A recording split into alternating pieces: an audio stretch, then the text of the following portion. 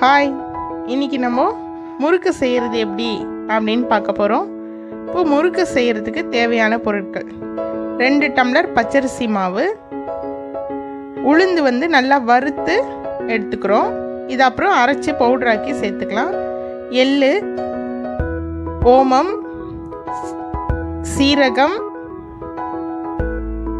கொஞ்சம் தேவையான அளவு உப்பு, பெருங்காயம். சரிங்களா? இதெல்லாம் போட்டு செய்ய போகிறோம். வாங்க வீடியோக்குள்ளே போகலாம். உளுத்தம் பருப்பை நல்லா அரைச்சி ஜலிச்சு எடுத்துக்கலாம். சரிங்களா? அப்போ தான் முறுக்கு நல்லா வரும், நல்லா கிறிஸ்பியாக இருக்கும். இந்த மாதிரி ஜலிச்சு வெறும் அந்த மாவு மட்டும் எடுத்துக்கலாம்.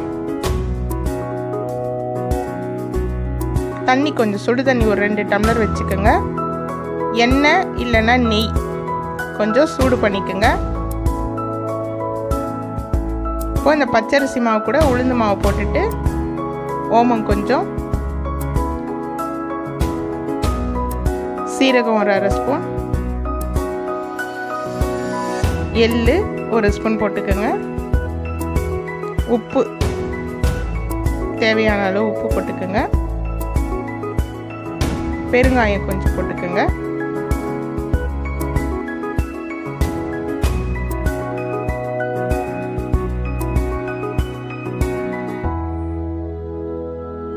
அப்புறம் இந்த நெய் இல்லைன்னா எண்ணெய் சுட வச்சு கொஞ்சம் ஊற்றிக்குங்க. மாவுலே தான் போட்டு கிண்டணும்.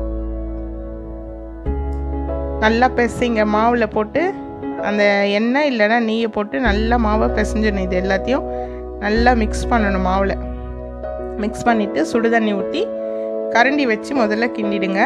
இப்படி கலந்துடுங்க மாவை. கொஞ்சம் கொஞ்சமாக தண்ணி ஊற்றி அப்படியே மிக்ஸ் பண்ணிகிட்டே வாங்க.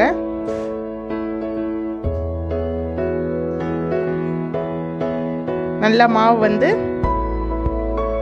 அப்படியே மிக்ஸ் பண்ணுங்க. அப்படியே கொஞ்சம் கொஞ்சமாக அப்படி பிசைஞ்சிடுங்க. நல்லா பிசையணும் மாவை. கையில் ஒட்டவே கூடாது. பாத்திரத்தையும் அவ்வளோ ஒட்டாமல் நல்லா பிசைஞ்சிடுங்க. கொஞ்சம் உங்களுக்கு கெட்டியாக இருக்க மாதிரி இருந்தால் கொஞ்சம் தண்ணி ஊற்றி கொஞ்சம் இதுவாக பிசைஞ்சு வச்சுக்கோங்க.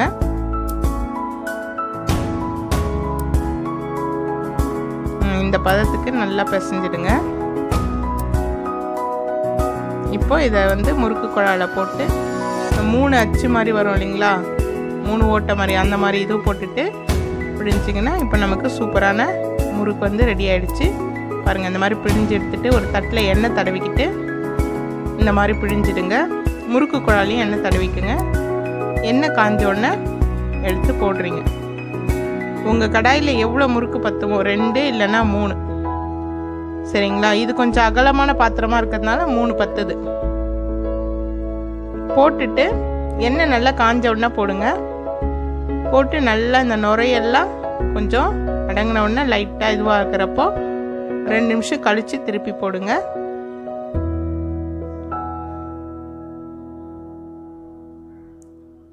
தீ கொஞ்சம் மீடியம் ஃப்ளேமில் வச்சுக்கோங்க.